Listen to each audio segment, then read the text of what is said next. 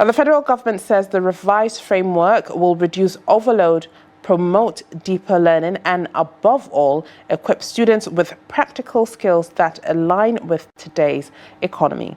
Now, technical and vocational education is often seen as the bridge between classroom learning and workplace readiness.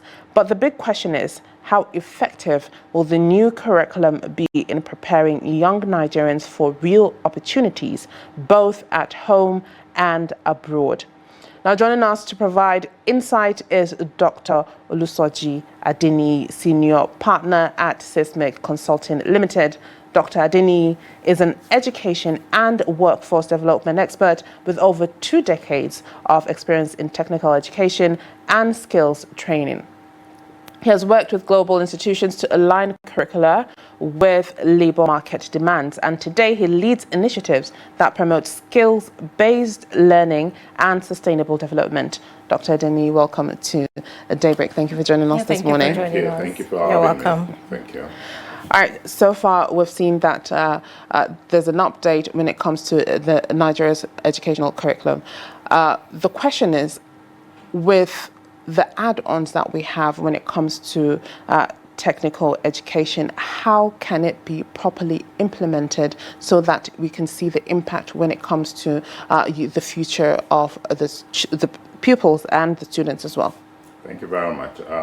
It's a welcome development. Globally, everyone is talking skills. We're saying let's move away from paper qualifications in terms of university education and learning for professional studies to learning for skilled development and workforce, especially among our youths. And knowing that the number are in favor of the youths, by 2030 we're supposed to have a population that's about 70% youth, which means that except we start working now, 5 years is just around the corner. And by the time we get to the scenario where we have a lot of children that are getting out of universities already, currently we have a challenge of even getting them into universities, because compare the numbers that are applying for JAMB to the numbers that are writing WAHEC and NECO, and then you see the disparity, and you can see that we have a huge challenge in our hands if we don't manage that transition. One way of managing that transition is to shift the thinking, not just of the children in school, not just of the learners and students, but also of parents, because we have this mindset that our workforce needs to be purely linked to people who goes to the university. So you want your children to go to the university. You don't want them to be seen, in a technical school or in an environment where, there's a limit in terms of where they go to. You want them to become doctors. You want them to become lawyers. You've forgotten that, there are plumbers out there that are making good money. There are painters out there, screeders out there, tilers out there that actually just needs the platform to be able to deliver whatever it is that they really want to deliver for the country. Mm-hmm. Now, how do we make it happen? That's the question we should be asking ourselves. We already have technical schools in most of the states, but what is the state of equipment and facilities in those schools? What is the state of the instructors that we have in those schools? How can we make sure that those institutions are producing ready for market labor forces? Those are things that we need to start talking about now. How do we make sure that the teachers and the instructors have real skills that can deliver the kind of workforce readiness that are needed in our classrooms? So these areas are where we need to focus going forward. All right, so when we talk about, technical schools in Nigeria, a lot of people will tell you that one of the major problem facing, technical schools is, the right tools for this, student to be able to use in learning whatever skills they want to acquire. And now the government, is bringing it back into the school curriculum. Now, how would this new curriculum change the way technical education, technical teaching happens in Nigeria? I think that one of the first things that we need to do as a country is first to change the mindset of people. Mindset drives a lot of results. If I have, a child who told me when she was like 12 years old that she wants to be a chef, and she told me she doesn't want to go to the university because it's a waste of her time. She just wants to go to a culinary school. I looked at myself and I looked at my wife.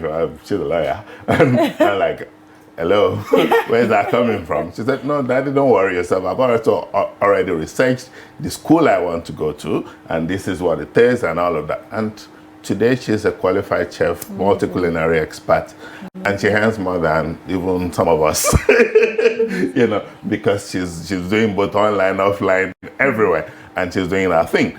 But those are just skill-based educations. Yes, she sees herself as a professional, but we don't see it even as parents here for a child to say you want to do, culinary or catering or, some of these things like events management, like,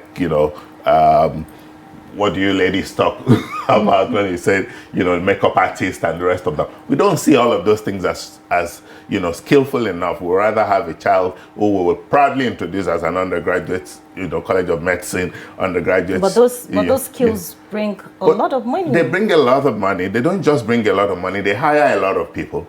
They hire, so many people are connected. If you have a child who is skilled in photography, you need to see how many people he's going to have, who is going to handle lighting, who is going to handle editing, with the same, skill set that young person is putting to the table. So we need to begin to rethink how we see education. I mean, somebody was joking the other day and said, why did, a billionaire allow, one of the children to be a DJ? For instance, that's just DJ for DJ's sake. And I said, no, but she makes a lot of money from being hired as a DJ. I mean, sometimes some of you who are in regular jobs will not earn in 1 year what you will earn in a day, in a days, of being a good DJ. So these are some of the things that we need to do in terms of mindset shifting for parents, so that we all know that we're in it together, and all the kids cannot be lawyers and doctors and engineers. In my own generation, if your children is not in any of those three categories, maybe you had accounting to it. Okay, so my child is going to be an accountant. Those are the 4 areas: lawyers, engineers, doctors, and accountants. Anything outside of that, you have not actually gone to school. I remember my father insisted that I must be an engineer because he was a technician. He used to work in the Western Nigerian television as a technician, helping them to set up studios and all of that. And he said when the engineers came, the engineers were earning almost 3 times what he was earning. So he wanted his son to also be an engineer so that I can earn. But those days are gone. Technically now, everyone can earn, even digitally, without being physically in any of those high-tech professions. By the way, AI is going to take away a lot of what we see today in those very highly skilled education. And the people who learn AI today, that's why we keep saying, don't just teach them technical education, teach them technology. Let technology drive the technical education, because as we're seeing it now, if you ask me, what we have in our technical school are already gone. Those days of late machines and those kind of technical schools that were set up by the Obasanjo regime does not fit into the technical schools that are of today's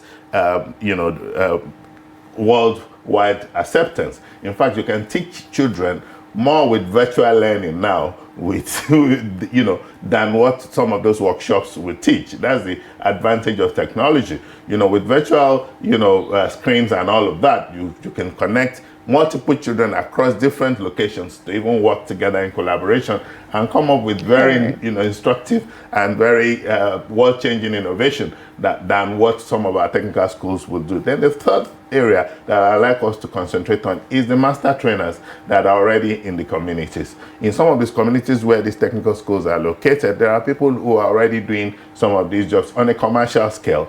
So the practical aspect of it, which the technical schools sometimes may not be able to offer because they are only working with maybe one lathe machine, one hydraulic machine, but in the master trainer in the town, there's somebody who is already servicing the entire community. So the children can go out there and do practical sessions if we bring the master trainers into the curriculum setting, so that the practicals can actually take place in a real practical setting. Or we can have a PPP arrangement where the master trainers are brought into the school and they use the facilities for commercial. The school gets to make some money, refurbishes and manages this system. So it becomes like a clear PPP structure where, for instance, you are teaching mechatronics and you can actually take your car into the technical college because somebody who is a master trainer in mechatronics is working with the instructor in the technical schools, and the students are learning practical car servicing, diagnostics, and all of that are not just necessarily the equipment of the school, because the schools will be limited to what can be funded as we speak. But if the PPP comes in, then charges are done, it becomes a bit subsidized, because maybe the school facilities are also part of it, the students are part of the labor force. So all of this can be the way forward if we think the entire cycle and not just curriculum. Curriculum is only one small bit of the transformation that we need. You mentioned technology and, having, technical education. Let's look at the intricacies of its implementation when it comes to Nigeria. We have to be honest and open about it. We know how our educational system is. We know how our infrastructures is. We know how, the implementation of things go on. We have schools in different areas in Nigeria. How is the government supposed to make sure that when implementing this curriculum, it does trickle down all the way to the nooks and crannies of Nigeria, so that at least each and everyone has equal opportunity when it comes to it? Thank you. Just like I said before, we cannot use the old systems that we have used since colonial, transition to the new generation. I mean, we all see over social media now when China starts to show that Toyota is teaching, children in kindergarten how to fix and assemble motor parts, starting from, their own toys, and then, advancing them and all of that. Why is Toyota doing that? Toyota is not Japan's government. You understand? Toyota is a business. Toyota is a private, sector, but they are trying to get children interested in that particular skill force, so that by the time they grow up, they want to work in the assemblies. They want to, they are interested in creating things that are associated. So that's the mindset that we need to have. Our current education system is still directed to do this, because the colonial masters created the directorship as the overall system in our systems, and most of the people who are leading our technical schools now are product of that system. So they can only see government facilities as governments. They cannot rethink how to make this happen. So I will expect that the Federal Ministry of Education, the National Board for Technical Education, needs to sit down and come up with a PPP model, especially for our technical schools, and then bring in the private sector who can further, finance some of the equipments that the school may not even, or the federal government may not even be able to immediately, provide for the entire structure, so that we can have, a functional and ready for market system. For instance, when we talk about technology is not going to happen without power. We know that most of our schools are struggling with power. Technology is not going to happen without some level of internet penetration to be able to see what is going on around the world. We know that some of our schools, or some of our states, or some of the areas in which these schools are located do not have some of these facilities. So it is the private sector that can engage with that, and then we now need to bring the parents, the community, the mindset, of the thought leadership, our MLs, fathers in the communities need to start speaking about skills. They need to start telling parents that going to school is not only about wanting your child to be a doctor or a lawyer or an engineer. Your child can even become a dairy farmer. Your child can become, a meat producer. Your child can become a poultry producer. All of these are all skills that are closer enough to the communities and can transform the communities. It is when we skill up sufficiently and certify them to be skilled in that particular area that even if they choose to go outside of the country, they are sufficiently certified, they are practically oriented, and they can fit into the labor force anywhere they go. And we can begin to think about exporting them as labor forces. And by the time they settle wherever they are, they also think of reinvesting back home in order to expand the scope of what their parents used to do manually, to bring technology to drive it. They can link up, they can have partners across the world, and before you know it, we can begin to see ourselves as the workforce, destination of Africa, just like India and Bangladesh, has done in Asia. All right, you're an expert with over 2 decades of experience when it comes to technical education and skill training.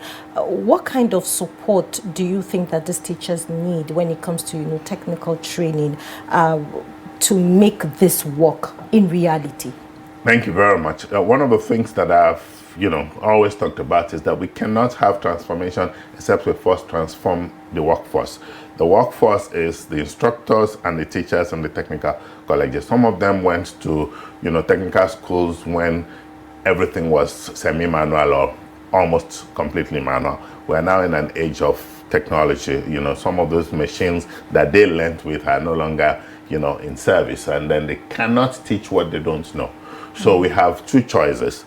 We need to bring in young people who are skilled in this area and give them fast training using technology. Again, I believe so much in virtual learning because the virtual reality systems that we have now with the goggles on you can actually be seeing a factory in China, you can be seeing a factory in Indonesia, you can be seeing a factory from Nigeria. And that means that you can learn without necessarily being physically inside, a particular machine room. Now, what does that mean? It means that we can fast track the teaching of the few people that we can use in this space. But there are lots of people that are already outdated in the system. They are aging. They are, they've been teaching all their life technical skills, yes, but the kind of knowledge that they have now cannot drive the future. So those type of people, we need to do a complete assessment of what they have. I say the Federal Ministry of Education already is asking, people who have, up to 5 years before retirement to apply for fast track training. I think that's part of the thinking that is already going on now in order to fast track this. But I think we need to do a lot more. As someone who has 5 years to retirement cannot give us the vision that we want in driving, the change. We probably will need to move them into other areas of the ministry where they probably will contribute to policy and the rest of them. But in the real sense of the transformation that we're looking for today, we need, a faster model. We need young people who are interested. We need to speed up the training of the instructors. We need to bring in, again, I keep saying, bring in the private sector. Private sector has some of these skills. They have some of these trainers. They have some of these master trainers that are already certified by MBTE. Bring them into the system and let them support the existing system in our technical colleges. That will fast track, the move to making things happen. All right, you spoke about being open-minded when it comes to, accepting this new change. And you spoke about not only the children or the students, the parents as well. How do you think the parents can be convinced in making sure that they're open-minded when it comes to their children accepting or taking up a different path than they're used to? I think one of the things that I keep saying, even to my friends, I keep using myself as an example. Some of my kids want to do sports, for instance, and right there in the university, they are already registering for professional sports.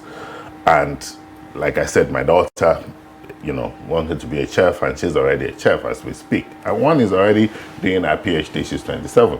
Do you understand? So every child cannot toward the same path. Mm-hmm. We need to be open as parents to help them, discover themselves. Our job is actually to guide them, and we should not compare because one person is doing PhD and the person who has gone to the polytechnic is less important than the one who has chosen the university. All of them cannot choose the same pathway. So as parents, our job is to actually guide them and support them. And some of the challenges that we see where we say parents is the category of parents. The elites are the ones who are actually very particular about producing their types. The general, low income levels are just happy to get the children to go to school. They want them to become, technically relevant, except for those who have been so long, hanged around the elites for so long, and they want, for some reason or the other, just like my father, wanting, an engineer just because he's hanged, around engineers for so long, and he believes that they make more money than the technicians, so, his son should be an engineer. In fact, that's a story for another day. But the key thing which I want all of us to have at the back of our mind is that we need to start talking about this in mosques, in churches, in the preaching, spaces where we talk about children, being groomed to become leaders of the future. They do not have to just be engineers, lawyers, and accountants, or medical doctors. They can have, skill-based, vocational-based training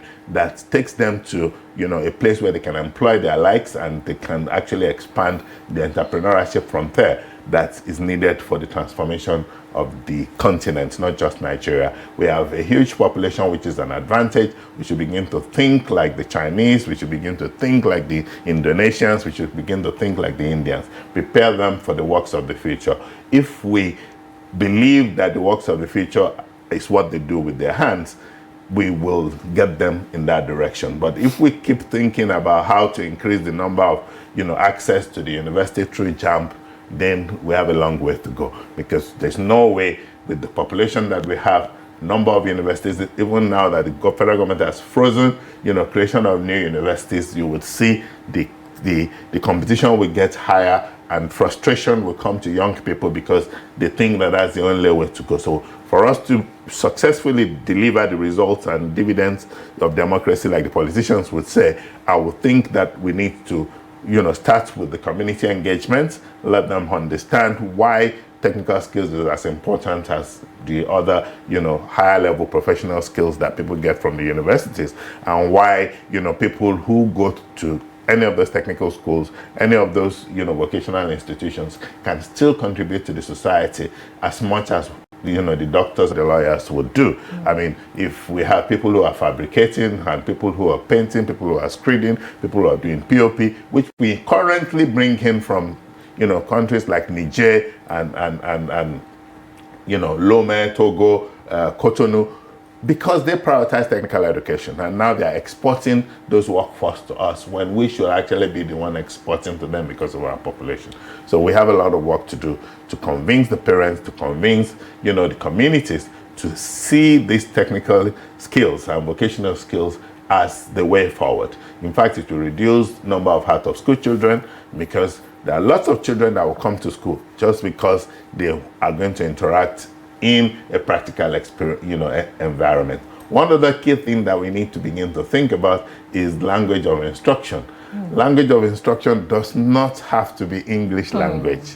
None of those machines, or even the manufacturers of the machines, except for maybe a few, speak English. I mean, the Germans who manufacture the best lathe machines and all of that, they write even the instructions in German. They are, interpreted into English. Same thing with the Chinese. Same things with the Koreans. All of these people teach their children in the mother tongue or language of immediate environment. So learning actually takes place much faster, because they don't first have to, learn English and use English to learn whatever skill they want to learn. If you are going to be a plumber, just know your numbers so that you can adequately measure and scale. If you're going to be a painter, just know your volume, so you know how to be able to make a quotation, and that quotation could be in Hausa, it could be in Igbo, it could be in Yoruba, so long as your customer can understand it. And the key thing is that once you learn your local language very well, and you can read and write and read, you can easily use it to learn any other language. That's how the Chinese learn English when they come here. It's only some of them are coming in contact with direct English speakers only when they get here, and leave them for 1 year, they start speaking, the basics. Yeah. And it doesn't reduce the fact that they're engineers, technicians, plumbers, fitters, and any skill at all. So the national language policy says that we should teach in it for basic education, but the implementation is another thing, because the society believes strongly that except you speak Queen's English, you haven't gone to school. So these are areas, again, maybe a conversation for another day. All right. So if implemented properly, where do you see Nigeria in the next 10, 15 years? This will be a game changer if implemented properly. It will open up the mindset of the young people. They will begin to see themselves as, being able to contribute immediately, even right from school. I mean, I see a child who is learning painting, going into the community and saying, I'm a painter, and picking up something and begin to make money even before, he or she leaves school. That's a child who is learning catering can already, once the cousin is getting married, say, I'm a caterer, and we'll get, maybe some small chops to be made for that. So the mindset around entrepreneurship will blow up. it will mean that young people will begin to see themselves as having a shortcut, to employment and employability.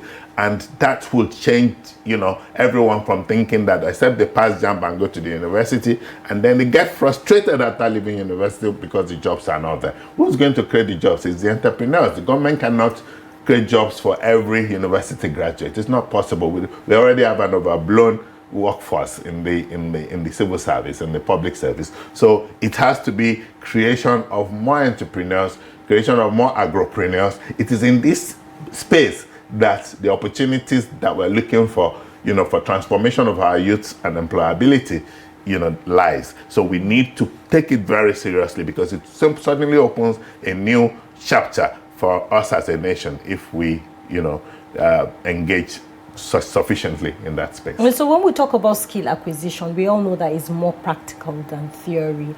And, one of the major issues that, Nigerians are pointing out when it comes to, giving the students the skill is the fact that we don't have, trained teachers that have, most of the skills.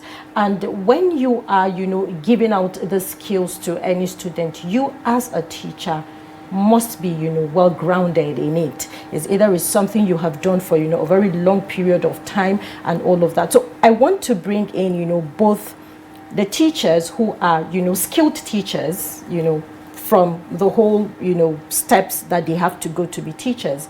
And then, the, how do we call them? Is it the mania hand workers out there? Artisans. Artisans, thank you so much, together with this program. So do you think that the federal government should, tap into that, bringing in these artisans that are into it for a very long time? Because some parents will tell you that instead of my child to go sit in the classroom to learn technical, I think I'd rather, pair him with one artisan to go out each time he's going out to learn a job. So what's your view on that? One of the biggest challenge with that is the fact that some of the artisans out there didn't have the benefit of being taught entrepreneurship, as a skill in itself, and that limits their growth. You'll see them just managing one shop, forever, because for them it's just about survival. Now, when the children go to the technical school, they are taught how to do business plans. They are taught how to manage their income and expenditure. They are taught how to document their processes.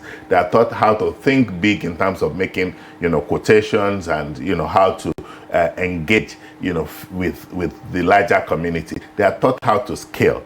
Those skills are not available just there on the street. The people on the street take it for granted that God Almighty, who has given you that job, will take you to the next level. So it doesn't matter what you do. So even while you are struggling with how to manage your inventory, how to manage your stock, how to manage your customers, how to provide good customer service, all of those things are not taught on the street, because for them you have to just learn by accident. But in the technical school, there are teachers who teach that as a profession, even though, these skills are so essential for scaling and for growth. Then the certification part of it is also very important.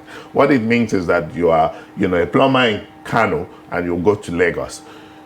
With your certificate, you show evidence that you have also had practical experience. Someone will sign you up in Lagos. So you have an evidence rather than someone who just comes and doesn't, speak, the local language in Lagos and is seen as someone who probably is not skilled. And then the person ends up just riding bikes and do some of those things. So this certification, which they get from the colleges, helps them to immediately enter into the labor force in other spaces other than their own. But there's very good reason why I was talking about the master trainers. The master trainers, which I described before as a good component to the PPP arrangement, is exactly what you have just brought up now. If the government connects them to the schools, then within the school system, the master trainer comes in and gives that practical experience and share knowledge of what works in the real, space, in the work, in the communities and in the commercial space. Then that is added to all the skills that the teachers and the instructors are given, which I call the entrepreneurial skills. So there's a good fusion. And even those, the master trainers also learn from, the students how to, have better customer service, better uniforms. But I mean, you see some of them, you won't like them to even come into your house because they just believe that their uniforms need to be very dirty to show that, you know, this is they're working hard, you understand? But by the time they get in there and they realize that, no, your uniform is just your uniform, it could have been any other thing. When you see engineers and all of these people that we see, you know, on the screen, they don't look, you know, completely disheveled and all of that. So they look the part. And then all these connections and the connectivity can begin to change our mindset, even within the communities and the master trainers. All right. Thank you very much, Dr. Olusoji Adeniyi, Senior Partner at Seismic Consulting, 1110. Thank you so much for shedding more light on this issue. Thank you for having me. Thank you. It's really a pleasure. I enjoyed every moment today.